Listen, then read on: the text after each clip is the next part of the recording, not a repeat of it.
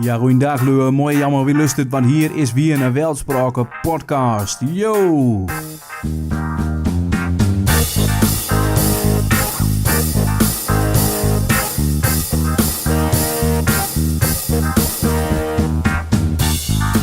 Mooi dat er allemaal klaar voor zit. Wie probeert alle weken iets nieuws te vertellen nou de spraken. Iets moois, iets verfrissends, iets waar je nog niet wisten. Dan mag je zelf ook dingen voor aanleuwen. Dan mag je zelf ook dingen voor uitzoeken, aandringen. Doe dat allemaal naar veldspraken@gmail.com. Of reageert gewoon op dit videootje. Of doe het op Facebook. Of hoe dan ook. Hoe je dit maar tegenkomt. Je mag gewoon reageren. Misschien verzinnen we wat nieuws. Misschien kunt er weer wat een mooi nieuw onderwerp uit. Wie zal het zeggen? Ik wil vandaag eens beginnen met een misverstand aan de kaak stellen. En er zit heel wat misverstanden rondom onze spraken. Het Neersassisch, het Platduits, Woetnum, Twijs, Drijs, Grunning, Salans, Achterhoeks, Veluws. Volgens mij heb ik ze nog zo'n beetje naar mijn hart. Stelling was nog Urkers. Nou zien we wel. Er zit heel wat misverstanden rondom al die dialecten. En meestal wordt er gedacht dat het allemaal een variant van Hollands is. En dat is jarenlang is dat zo duurlijkheid. Maar wat mij nog het slimste stak is dat Leur daar gewoon vandaan kwaakt. En dat ze verder niet onderzoekt of dat wel echt klopt of niet. Maar dat ze er maar gewoon van hoe gaat dat het allemaal waar is. Maar torengeven, hoe kun je dat misverstaan vandaan? Het ligt er vrij veel op. En misschien de familie wat minder als hij gewend zit op de Veluwe of in Drenthe. Want Drenthe en Veluws en Stellingwaarts, dat heeft heel wat invloed van het Hollandse hart. Maar ja, Twijs en Achterhoeks in mindere mate zijn behoorlijk behuldende varianten van de spraken. Ja, dus het is vrij logisch dat Leur dat meent. En het ligt er vrij veel op, ja, qua klanken, qua woorden, qua grammatica ook wel. Dus het is niet zo gek dat Leur dat denkt. Toch, als je er diep in gaat graven, kom je dingen tegen dit het Nederlands of variant van het Nederlands niet hebt. En een van de dingen daarvan is het eenheidspluraal. Ja, dat mag je zelf een beetje opluizen wat dat is.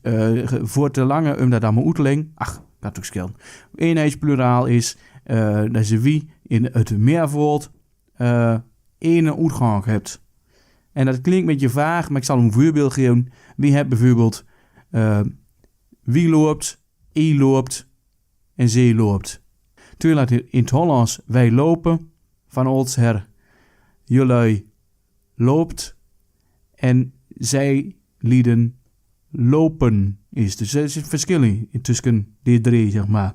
Lopen, loopt, lopen. Tegenwoordig is daar recht te drukken. Maar het Twijs en andere soorten plaats hebt dat van oudsher niet. Die hebt gewoon alle drie de standaard uitgang op T. Wie loopt, i loopt, ze loopt.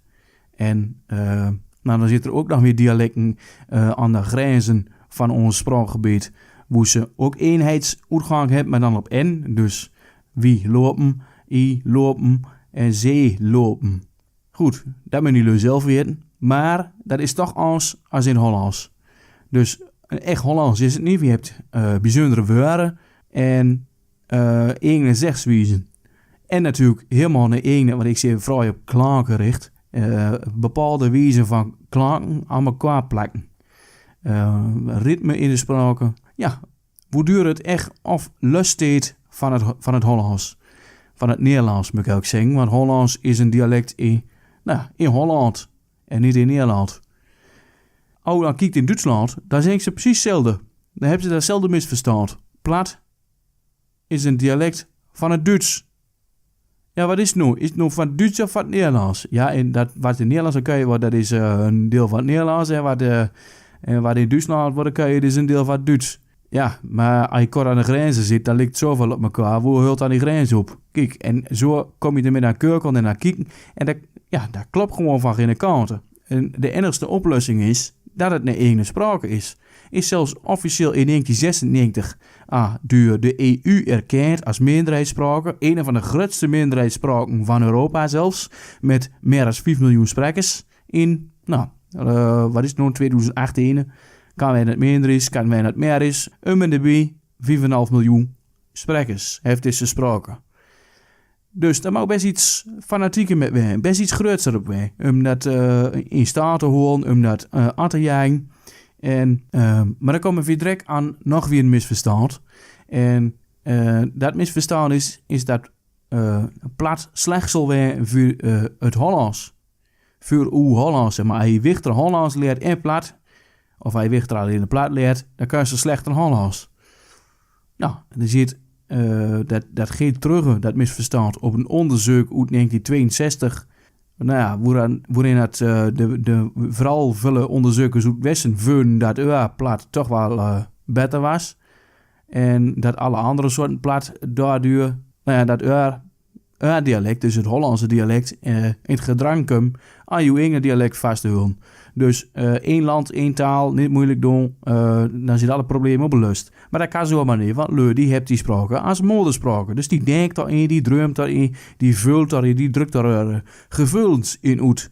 Dus dat kan je niet zomaar even aan de kant schoen of doen als iets wat niet belangrijk is. Maar er zit nog altijd Leur, zeg maar de oudere generatie, de Leur die nog opa en oma zit, die zit met die gedachten opgevoed. En daardoor heeft die wichteren, of kinderen, hoe het nu weet, geen plat geleerd. Want ze menen dat het slecht was. Nou, dat is alweer een misverstand dus, dat het slecht zal zijn. Er is al 100 keer onderzocht dat tweespraken heel gezond is voor de ontwikkeling van de cognitieve vaardigheden van een kind. Dus hoe goed dat er met de hersens kan. Hoe goed dat de zaken kan scheiden. Hoe rap dat er ook weer andere spraken leert. Dus je hebt er gemak van je Engels of weer naar andere spraken weer leren. Dus het heeft gewoon onmiddellijk veel voordelen. Hoe meer spraken hij kent, hoe langer dat duurt in duursneer voordat hij dement wordt. Dus dweldrug en vergetachtig. Ja, er zit zo onmiddellijk veel voordelen aan. Dat wordt vaker verzwegen. En dat is jammer. Dat is doodzeunen. Want het is gewoon een van de 7000 spraken op deze wereld die het allemaal evenveel bestaansrecht hebt. En nooit zou je mogen zeggen dat de ene spraak beter is als een ander. Zelfs Friesk, ook nog even wat aan het Neder-Saxisch, hebben het heel veel dezelfde woorden, net even iets in een andere uitspraken. Dus, en wie kan van elkaar leren, en zeker kunnen wie als minderheidsspraken van die andere minderheidsspraken Friesk gewoon leren, hoe is die dat heeft aangepakt. En hoe is die een hogere erkenning heeft gekregen voor de spraken. Want dan moet ik weer een uitleggen hoe dat zit. Want in Europa hebben ze erkenningen gekregen vanaf 1996. Want toen hebben ze de Carta of een soort afspraken, een handvest voor minderheidsspraken en regionale streektalen in Leeuwen. En dan hebben ze verschillende spraken en dialecten kwalificeerd eigenlijk. Ingedeeld in 3 groepen. Als je in groep 3 zit, nou, dan is het gewoon ontegenzegbaar steden vaste dat uw sprake gewoon echt een eigen sprake is. En maximale stut van een regering moet krijgen. Val je onder 2, nou, dan is het wel echt een ene sprake. Maar dan moet je zelf maar hoe buntjes duppen. En als je in groep 1 zit, nou, dan zie je eigenlijk gewoon, dan heb je per hard. Het is mooi dat je apart kan zitten, maar daar moet je niet te veel van verwachten. Nou, en het Neder-Saxisch nu valt in groep 2. Dus het is een volledige sprake, maar je moet wel hoe eigen buntjes duppen. Ja, en hoe heb die Friesken dat nou altijd gedaan? Die zich gewoon altijd aan heel fanatieke wijze met zeggen van wie heeft een eigen sprake? Neem dat nou maar gewoon aan. Ik kan me wies maken, maar weet, maar ik zeg gewoon één wies en ik holen de peurderstief. Nou, en dat heeft het Neder-Saxische spraakgebied niet gedaan. En dat hadden ze wel moeten doen. Dus, meer is er ook niet van. Er zit 2 misverstanden, denk ik, wat ik hier nog behandeld heb, volgens mij van, is het Neder-Saxische spraken, volledig. En is het slecht voor u? Nee, absoluut niet. Ik heb hier dat YouTube-kanaal aangemaakt. Ik heb Soundcloud aangemaakt. Het mankeert me niks aan de hassers en ik kan je zo plat een nupje. Dus, wil wat bereiken? Zorg dat je zoveel mogelijk spraken kent. Onder andere Neder-Saxisch. Dat was hem weer voor vandaag. Versteed toe aan, door een duimpje of like of hoe je het ook nu weet. Of door ons een berichtje van, god maar mooi. Of reageert er even op. Hey vragen, hey ideeën of opmerkingen, aanmerkingen van Matt. Maar die had er allemaal zo uitkruimen. Dat ligt er niet op. En zorg dat je verdiept. Of ga doen met belangrijke zaken bezig gewoon. Dat ook toch. Maar ja, hey ideeën of aanmerkingen, laat het weten. Ik heb te begin ook al gezegd, weltspraken@gmail.com. Boom, daar rijdt weer jongens. Laat gaan, aju.